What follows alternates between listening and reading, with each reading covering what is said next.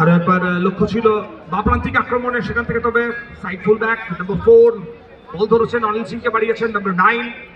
ডান প্রান্তিক আক্রমণ আসবে ইন্দ্রজিৎ ফুটবল একাডেমি, তবে বিপক্ষের রক্ষণভাগের খেলোয়াড়রা তারা প্রস্তুত হয়ে রয়েছেন।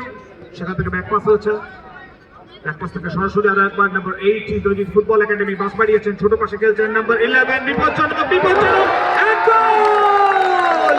ফার্স্ট গোল ফরচুনা ফুটবল কাপ 2024।